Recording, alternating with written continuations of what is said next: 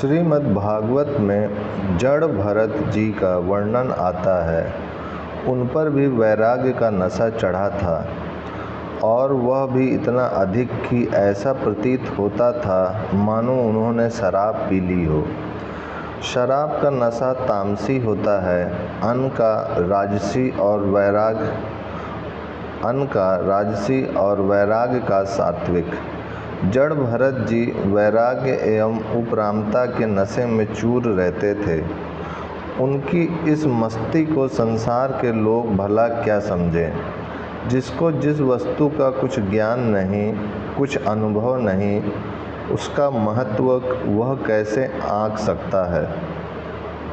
अतः घर वालों और बाहर वालों ने उन्हें मूर्ख समझ लिया। एक बार भद्रकाली की बलि के लिए एक दस्यु राज के कुछ सेवक उन्हें पकड़ कर ले गए। जिस समय दस्यु राज के पुरोहित बने हुए लुटेरे ने जड़ भरत जी को मारने के लिए तलवार निकाली, उसी क्षण देवी प्रकट हो गईं और उन्होंने उन सब दुष्टों को मार डाला। जड़ भरत जी से देवी ने वरदान मांगने के लिए कहा। देवी का आग्रह देख उन्होंने यही वरदान मांगा कि इन सब को जिला दो। कितना त्याग है, अपने प्राण लेने का प्रयत्न करने वालों के प्रति भी कितनी दया है। एक बार जड़ भरत जी राजा रहुगण जी की पालकी में जोड़ दिए गए। कोई जीव पैरों तले ना दब जाए, इस डर से वे देख देख कर पैर रखते थे। अतएव दूसरे कहारों से उनकी चाल का मेल न होने से पालकी टेढ़ी सीधी होने लगी। राजा को यह बात बहुत बुरी लगी। उन्होंने क्रोध से लाल होकर जड़ भरत जी को बहुत बुरा भला कहा, मारने की बात कही, ऊपर नीचे की बात कही। जड़ भरत जी ने उत्तर दिया, राजन, कौन ऊपर है कौन नीचे। मुझ पर पालकी है, पालकी पर आप पर छत एवं छत पर आकाश। मारेंगे किसको? आत्मा अमर है, शरीर नाशवान है। राजा इन रहस्यमय शब्दों को सुन पालकी से कूद पड़े। उनको मालूम हुआ ये तो महात्मा हैं। झट उनके चरणों में गिर पड़े। दयालु जड़ भरत जी ने उपदेश दिया, जिससे राजा को वैराग्य होकर परमात्मा की प्राप्ति हो गई। ध्यान लगने के लिए 100 युक्तियों की एक युक्ति वैराग्य है। ध्यान करने वाले योगी महात्मा तो वैराग्य का आश्रय लेते हैं और युक्तियां फिर अपने आप पैदा होती रहती हैं। संसार के पदार्थों में आसक्ति का न होने का नाम वैराग्य है। संसार के भोगों में आसक्ति प्रीति नहीं, ब्रह्मलोक तक के भोग काक विष्टा के समान अत्यंत हे प्रतीत हों, यह वैराग्य है। इन पदार्थों की ओर वृत्तियाँ जाए ही नहीं, यह उपरामता है। वैराग्य युक्त उपरामता ही श्रेष्ठ है। बिना वैराग्य की उपरामता तो कच्ची है, मन को धोखा देने वाली है। ऋषभ देव जी में बड़ी उच्च कोटि की उपरामता थी, गौतम बुद्ध जी से भी बढ़कर। उनके समान उपरामता का और कोई उदाहरण नहीं मिलता। संसार में विचरते हुए भी उनको संसार का ज्ञान नहीं था। वन में आग लगी है, उनको पता नहीं। शरीर में आग लगी है, शरीर शांत भी हो गया, पर उनको आग का पता ही नहीं चला। यह उपरामता की सीमा है। वे ऐसी मस्ती में स्थित हैं कि कुछ पता ही नहीं, देह अध्यास ही नहीं। किसी भी सन्यासी में, किसी भी गृहस्थ में ऐसी उपरामता हो तो वह बड़ी प्रशंसनीय है। उपरामता के 2 भेद हैं, भीतरी और बाहरी। दोनों ही श्रेष्ठ हैं, किंतु आत्मा के वास्तविक कल्याण के लिए भीतरी का ही अधिक महत्व है। राजा जनक में बाहरी उपरामता नहीं थी। वास्तव में तो उनके लिए जगत का अभाव ही था। सुखदेव जी में दोनों उपरामताएं थीं, भीतरी भी और बाहरी भी। राजा जनक ने उनको इस बात का बोध कराया। उन्होंने सुखदेव जी को बतलाया कि महाराज, आप में भीतर की एवं बाहर की दोनों उपरामताएं हैं। आप मुझसे श्रेष्ठ हैं। आपको कुछ सीखना नहीं है, जाकर ध्यान लगाइए। सुखदेव जी ने जाकर ध्यान लगाया, उनकी समाधि लग गई और उन्हें परमात्म तत्व की प्राप्ति हो गई।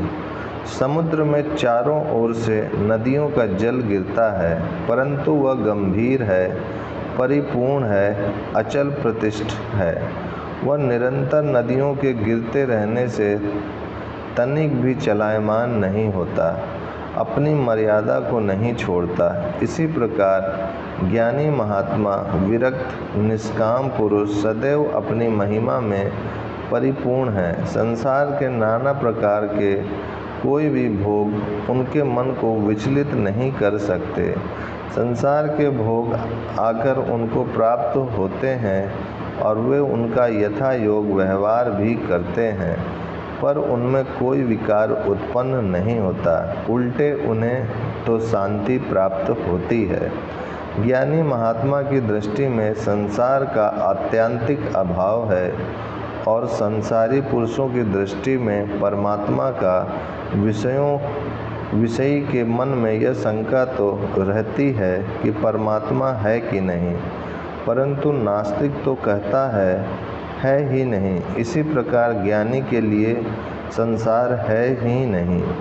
गीता में दूसरे अध्याय के 68 से 71 तक के श्लोक तक ब्राह्मी स्थिति का वर्णन किया गया है। जिसको यह स्थिति प्राप्त हो जाती है वह फिर मोह को प्राप्त नहीं होता। यदि अंतकाल में भी यह निष्ठा प्राप्त हो जाए तो निश्चय ही उसे ब्रह्मानंद की, निर्वाण ब्रह्म की प्राप्ति हो जाती है। ऐसा ब्राह्मी स्थिति पार्थ नयनाम प्राप्त विमुहति। गीता के दूसरे अध्याय के 68वें श्लोक से 78वें श्लोक तक के श्लोकों में जो ब्राह्मी स्थिति वर्णन है, उसमें 68 से 69 में तो सिद्ध पुरुष की उपरामता का वर्णन किया गया है और 70 से 71 में उनके वैराग्य का। तस्माधस्य महाबाहो निग्रहितानि सर्वशः इंद्रियाणि आर्थेषु भयस्तस्य प्रज्ञा प्रतिष्ठिता या निशा सर्वभूतानां तस्यां जागृति संयमे यस्यां जागृति भूतानि सा निशा पश्यतो मुने। सिद्ध पुरुषों की तो यह स्थिति है और साधक के लिए यही साधन है। रागी और वैराग्यवान में रात दिन का अंतर है। एक को अंधकार कहें तो दूसरा प्रकाश है। वैराग्यवान पुरुष की पहचान होनी बड़ी कठिन है। हम अपनी मोह ग्रसित बुद्धि के द्वारा वैराग्यवान पुरुष के बाहरी आचरणों को देखकर उसका महत्व समझना चाहें तो कभी नहीं समझ सकते। कपूर की गंध को कुत्ता क्या समझे, कस्तूरी की पहचान गधा क्या कर सकता है। बस यही बात वैराग्यवान पुरुष के विषय में है। वह स्वयं ही अपने को जानता है या थोड़ा बहुत अनुमान कोई दूसरा वैराग्यवान पुरुष कर सकता है। जो पदार्थ रागी पुरुष को प्रिय होते हैं, उसको सुख पहुँचाने वाले होते हैं, वे ही पदार्थ सच्चे भक्त को, वैराग्यवान पुरुष को उल्टी वमन के समान हे प्रतीत होते हैं। रमा बिलासो राम अनुरागी तजत बमन जिमि जन बड़भागी। वैराग्यवान साधक को विषय विष के समान लगते हैं। रागी को इत्र, फुलेल, लवेंडर आदि चीज़ें अत्यंत प्रिय लगती हैं, पर वैराग्यवान साधक को ये चीज़ें ऐसी लगती हैं मानो मल मूत्र हो। उसके शरीर से कहीं इनका स्पर्श हो जाता है तो उसको ऐसी घृणा होती है मानो पेशाब का छींटा उस पर गिर गया हो। एकदम उल्टी बात है। मखमल का गद्दा रागी को अच्छा मालूम होता है, पर वैराग्यवान साधक को वह दुख रूप प्रतीत होता है। पर कहीं उसका पैर हेशियन की चट्टी पर पड़ जाता है तो वैराग्य के नशे में वह अत्यंत प्रिय लगती है। मान लो यहाँ बहुत से लोग सो गए। रात को ठंड पड़ने की संभावना से उनके पास ही बहुत से कंबल, दुसाले, हेशियन की चट्टी आदि रख दी गई। रात को रागी का हाथ दुसाले पर ही पड़ेगा, कंबल पर भी पड़ सकता है, पर तभी जबकि दुसाले से सर्दी दूर ना हो।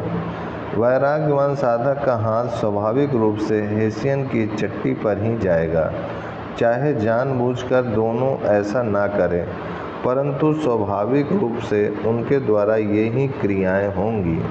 दोनों का अपना अपना स्वभाव बन गया है और वह जाने अनजाने स्वतः ही अपनी रुचि के अनुकूल क्रियाओं में प्रवृत्त हो जाता है। वैराग्यवान को जो सुख मिलता है वह रागी के भाग्य में कहाँ। वैराग्यवान का सुख शुद्ध सात्विक है। यदि कहीं फूलों की वर्षा होती हो तो वहाँ वैराग्यवान पुरुष जाएगा ही नहीं, क्योंकि वह वस्तु उसे हृदय से बुरी लगती है। देवतागण उसके लिए विमान लेकर आते हैं, पर वह आँख खोलकर उनकी ओर देखता ही नहीं, वह विमान से घबराता है। वह तो अपने आत्म सुख में मस्त रहता है, उसे कितना सुख मिलता है। दधीची के पास इंद्र जाता है, ऋषि ध्यान में मस्त हैं। आँख खुलने पर इंद्र उपदेश करने के लिए प्रार्थना करता है। ऋषि कहते हैं, तुम्हारा सुख कुत्ते का सा है। स्वर्ग के अपार वैभव के बीच जो सुख तुम अपनी पत्नी सची के साथ भोगते हो, वही सुख एक कुत्ता अपनी कुतिया के साथ घूरे पर अनुभव करता है। वास्तव में यदि ध्यानपूर्वक सोचें तो बात भी ऐसी ही है। विषय सुख का क्या महत्व है? कुछ भी नहीं। छोटे बच्चे मखमल के कोट पहनते हैं, जरी की टोपियां ओढ़ते हैं, खिलौनों को देकर खूब आमोद प्रमोद करते हैं। कभी कभी अपने पिता से भी कह बैठते हैं, पिताजी आप भी खेलें। पिता उनकी बात सुनकर हंसता है, क्योंकि वैसे चमकीले कपड़ों से, वैसे खिलौनों से उसकी स्वाभाविक अरुचि है, उसको वे अच्छे नहीं लगते। ऐसे ही वैराग्यवान पुरुषों को भोगों की वस्तुएं अच्छी नहीं लगती, वे इनको देखकर हंसते हैं। वैराग्य में उन्हें इतना आनंद मिलता है कि उसके साथ अमृत की भी क्या बात कही जाए। उनके हृदय में क्षण क्षण में आनंद की लहरें उठती रहती हैं। इस स्थिति को कैसे समझाया जाए? जिसमें वैराग्य हो वही इसको समझ सकता है। यह स्वयं अनुभव करने की वस्तु है, कहने सुनने से इसका अनुभव नहीं हो सकता। सांप काटने पर जैसे दुख की पीड़ा की लहरें आती हैं, समुद्र में जैसे जल की लहरें उठती हैं, तथा बिजली के करंट को छूने से जिस प्रकार तमाम शरीर में एक लहर दौड़ जाती है, वैसे ही वैराग्य में आनंद की लहरें उठती हैं, क्षण क्षण में उठती हैं और बहुत ही मधुर एवं सरस रूप में उठती हैं। आनंद की इस लहरों को कैसे समझावें? कोई उदाहरण नहीं मिलता। कामी पुरुष का दृष्टांत दें तो उस बेचारे को शांति, आनंद का क्या पता। लोभी को पारस मिलने पर आनंद की लहरें उठती हैं, पर उसके साथ भय है, कहीं कोई पारस छीन न ले। उसे अपने नाश का भय है, पारस के नाश का भय है। उसका उदाहरण भी वैराग्यवान पुरुष की स्थिति को ठीक रूप से समझा नहीं सकता। यह तो गूंगे का गुण है, जो जानता है वह कह नहीं सकता, जो कहता है वह वास्तविक रूप से जानता नहीं। रागी को संसार के विषय भोगों के भोगने में जितना सुख प्रतीत होता है, उससे बहुत अधिक आनंद वैराग्यवान साधक को वैराग्य में होता है। उसे वैराग्य का ऐसा नशा रहता है कि वह भोगों की ओर दृष्टि ही नहीं डालता, उसे इनमें रस ही नहीं प्रतीत होता। उपरामता होने पर जो आनंद मिलता है वह वैराग्य से भी बहुत अधिक है। ध्यान होने पर तो और भी विशेष आनंद मिलता है। उस आनंद को कैसे समझाया जाए? उस आनंद रूपी अमृत सागर की एक बूंद के आभास मात्र से सारा संसार आनंदित हो रहा है, मुग्ध हो रहा है, परंतु उस भाग्यवान पुरुष को तो वह सागर ही प्राप्त हो जाता है। हमारी अल्प बुद्धि उसका अनुभव करने में असमर्थ है। इस आनंद का अनुभव हम लोगों को तभी होगा जब भगवत कृपा से हम उसे प्राप्त करने में समर्थ होंगे। उपनिषदों में भेद और अभेद उपासनाएं ओम पूर्णमदः पूर्णमिदं पूर्णात् पूर्णमुदच्यते पूर्णस्य पूर्णमादाय पूर्णमेवावशिष्यते। ओम शांति शांति शांति।